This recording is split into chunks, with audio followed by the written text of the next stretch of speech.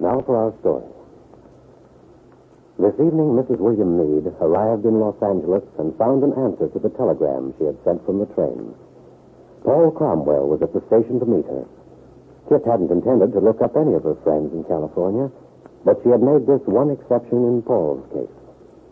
Paul, who in the days before Kit had returned to Wakefield, before she'd even met her husband, Sergeant Bill Meade, had been quite an important interlude in Kit's life, an interlude Mr. Cromwell had never forgotten. Now it is nearly 7 o'clock in the evening. Paul Cromwell and Kit Meade are in her apartment at the Wellington Park Hotel. Kit is in the bedroom putting on fresh makeup before going out to dinner when Paul calls. Kit, Yes, may I use the phone? of course. Operator, Malibu 97272, please. Malibu 97272. That's right. Shall I close the door? Oh, no, I haven't any secrets from you, darling. Oh, after what you told me about your house guest, Mrs. Fenner, I can believe that. I didn't say anything. Well, I've been able to put two and two together. That's what you wanted me to do, isn't it? Yes, I suppose so.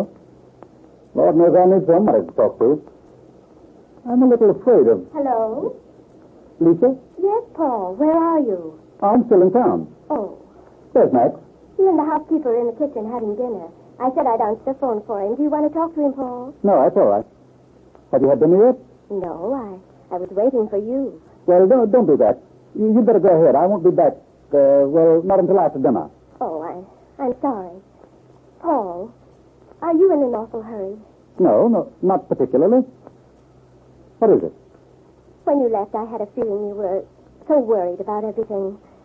Well, naturally, I'm concerned about you, Lisa. Don't be. Are you where you can talk? Oh, yes. Yes, there's no one around. I'm afraid I distressed you this morning when I arrived, Paul. I mean, dumping all my troubles in your lap was one fell swoop. Oh, but Lisa, darling, who wouldn't be distressed? Oh, for you, I mean.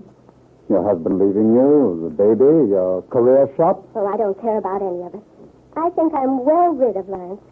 That should have happened a long time ago. Actually, Paul, I'm very happy about everything. You are? Yes, I am. I think you understand why. Well, Lisa, dear, I think you're wonderful to feel this way. It makes me admire you even more, but Oh, but I don't want to be admired, you see. Look, I don't think we should talk about this anymore over the phone. No, I suppose not. I just wanted to tell you. Ah, you're a sweet child.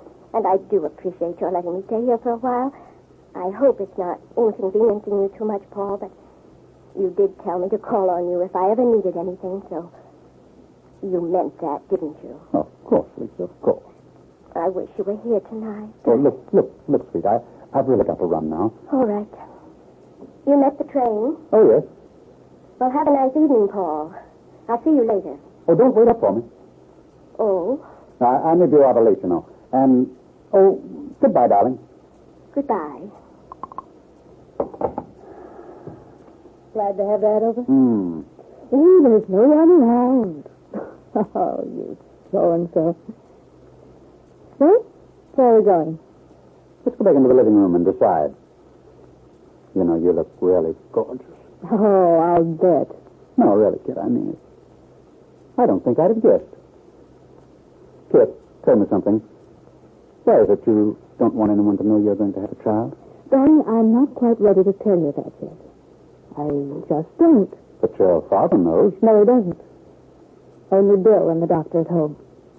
That's the most peculiar thing I ever heard of. Then you've come out here to have the baby, is that it? Yes, But you said you didn't want the child. that's right. I don't. Well, how did you happen to pick on me to get in touch with out here? Well, darling, if you think back a couple of years, that winter in New York, Oh? Really? well, perhaps I shouldn't have said that. Actually, Paul, it was a sudden inspiration. I was on the train. Suddenly it occurred to me that you were out here, and, well, I decided I'd have to see you. I knew I could count on you, and you wouldn't ask too many questions. Touché. All right. I'll put a damper on my curiosity for the time being. But let me ask you one more thing. You don't have to answer. But if you don't want the child, Are you intending not to keep it, is that it? You said I didn't have to answer. I'm not going to discuss it with you anymore at the moment. Okay. Now, what's the joke? I was just thinking that this is a darned situation. Here you are, very happily married, at least so you told me. Anyway, here you and Bill are, to all intents and purposes, love's young dream. You're going to have a baby, and you don't want it. And there's Lisa, deserted by her husband, flat broke, and happy as a lark. Maybe it's too bad our positions aren't reversed. What do you mean by that? Oh, I just said it. I don't know if I mean anything. Paul, tell me some more about this Lisa Fenner. But I have told you, Kit. Oh, I know. You've given me an outline, but I'd like a little of the detail work filled in. You said you met her in San Francisco when she and her husband had an engagement there?